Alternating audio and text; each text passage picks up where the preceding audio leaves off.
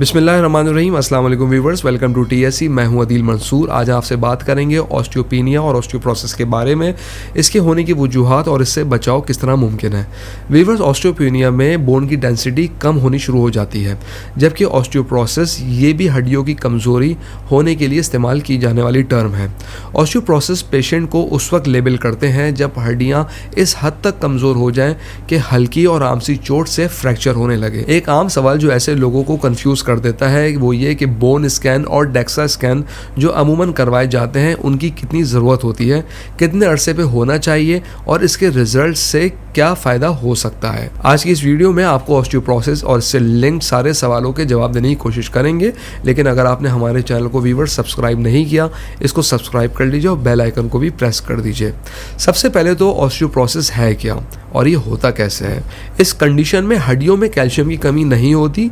लो calcium intake से ऐसा हो सकता है, लेकिन बोन्स में कैल्शियम नॉर्मल होता है। मसला हड्डी के अपने सेल्स और स्ट्रक्चर का होता है। सेल टूटते ज़्यादा हैं और बनते कम हैं।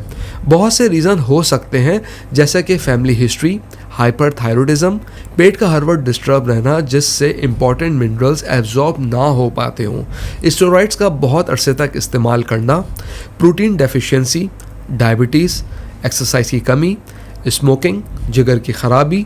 मर्दों में 70 साल के बाद और ख़वातीन में 65 साल के बाद एज एक इम्पॉर्टेंट फैक्टर होता है। जिन हड्डियों पे ज़्यादा इफेक्ट आता है उनमें रीढ़ की हड्डी, फेमर यानी रान की हड्डी और बाजू में रेडियस ज़्यादा इफेक्टेड हो सकता है। व्यूअर्स, डेक्सा एक वैल्यूएबल टेस्ट है। अगर बोन डेंसिटी -2.5 या से कम हो तो ऑस्टियोप्रोसिस का डायग्नोसिस कंफर्म हो जाता है। अगर आपके एक्सरे में कम बोन डेंसिटी या फ्रैक्चर मौजूद हो तो नेक्स्ट स्टेप पे आपके डॉक्टर डेक्सा एक्सरे करवाना ज़रूरी समझते हैं, ताकि पता चल सके कि दवा की ज़रूरत है या नहीं। ऑस्टियोपेनिया या ऑस्टियोप्रोसिस के लिए अद्वियात तो जो डॉक्टर आपको देंगे वो इस्तेमाल करनी है, लेकिन 3 चीज़ें ऐसी हैं जिन पे अमल करके आप अपनी कंडीशन को रिवर्स कर सकते हैं। रोज़ाना वॉक जो कम से कम आधा घंटा ज़रूर करनी चाहिए।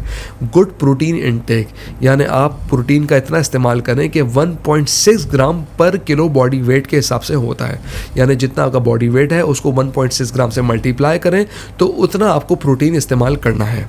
और स्ट्रेंथनिंग एक्सरसाइज जो बोन डेंसिटी को बढ़ाने में मदद देगी। व्यूअर्स, अगर हम अपनी ग़िज़ा में कुछ चीज़ें शामिल कर लें तो हड्डियों को कमज़ोर होने से बचाया जा सकता है, जैसा कि दूध, दही, कॉटेज चीज़, दालें, बीन्स, ब्रोकली, ऑरेंजेस, बादाम, मछली वगैरह ये कैल्शियम की बहुत अच्छी सोर्स हैं। ऑस्टियोप्रोसिस के लिए होम्योपैथी में भी बहुत अच्छी अद्वियात मौजूद हैं जो आप इस्तेमाल कर सकते हैं। अगर आपको बासानी फ्रैक्चर हो जाता है, हड्डियों को जोड़ने में मुश्किल होती है, तो कलकेरिया फॉस्फोरिकम बहुत अच्छा रिजल्ट देती है।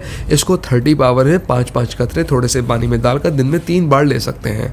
हड्डियों में बहुत शदीद दर्द होता हो तो एंगस्टोरिया बहुत अच्छी मेडिसिन है। ये भी आप 30 पावर में 5-5 कतरे थोड़े से पानी में डालकर दिन में 3 बार ले सकते हैं। अगर फ्रैक्चर हो जाए तो हड्डी को जोड़ने के लिए बहुत इफेक्टिव होम्योपैथिक मेडिसिन है, इसका नाम है सिम्फाइटम ऑफिशिनल। ये मदर टिंचर 20 कतरे 1 कप पानी में डालकर दिन में 3 बार इस्तेमाल करने होते हैं। सिम्फाइटम 3 से 6 महीने तक आप ले सकते हैं। व्यूअर्स, हम उम्मीद करते हैं आज की वीडियो आपको पसंद आई होगी। कमेंट बॉक्स में राय ज़रूर आगाह कीजिएगा। अगली वीडियो तक के लिए अल्लाह हाफिज़।